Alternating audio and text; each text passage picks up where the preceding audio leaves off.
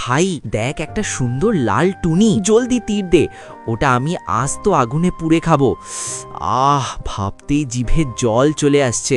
হা হুশ চলে যা, টাটা লালটুনি, তা না হলে শিকার হয়ে যাবি।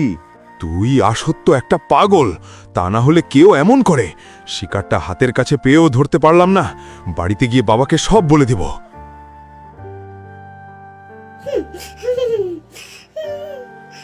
টুনি, খুব খারাপ একটি খবর আছে। জঙ্গলের মধ্যে শিকারী ঢুকেছে। তোমরা যে যার ঘরে যাও। আমি তো কোনো রকম আমার জান বাঁচিয়ে এসেছি বাবা। শুনলে রানু মাসি, জঙ্গলে নাকি একটি শিকারী ঢুকে পড়েছে। বাইরে বৃষ্টি হচ্ছে, খাবার আনতে হবে, তার মধ্যে আবার শিকারীদের ভয়।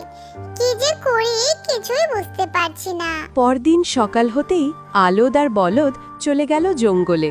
সেখানে গিয়ে টুনির সাথে দেখা। টুনি তাদেরকে বলল, কোনোভাবেই নদী পার হওয়ার চেষ্টাও করো না। আমাদের মহারাজা কিন্তু এখন আমাদের জঙ্গলেই আছে। ও আচ্ছা, তাহলে ডাক দেখি তোদের মহারাজাকে, আমিও দেখি তাকে।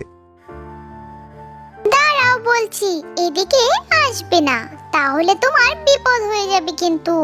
মহারাজা!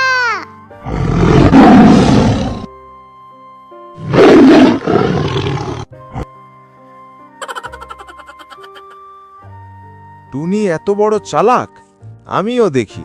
রঘুকে খবর দে, আমরা সবাই যাব। এইবার হয় ওরা হারবে, না হয় আমরা হারব।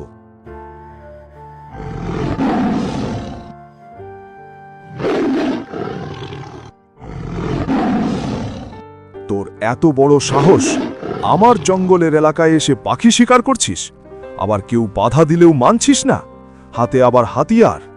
চল তাহলে খেলা শুরু হোক। শিয়াল, আক্রমণ করো। কোথায় পালাচ্ছিস? সব কটাকে ধর, আগুনে পুড়ে নয় কাঁচা খেয়ে নিব সব কটাকে। বাঘের গর্জন শুনে আলদো, বলদো আর রঘু দৌড়াতে লাগে। কিন্তু সিংহ আলদোকে ধরে ফেলে আর আলদো মরার মতো বাটিতে পড়ে থাকে। এটা দেখে জঙ্গলের সব পশু পাখিরা খুশিতে নাচতে কি লাগে। মজা, কি মজা! এই না হলে আমাদের মহারাজ। দেখলে এই শিকারীগুলোকে কিভাবে সাহায্য করলো। হা হা।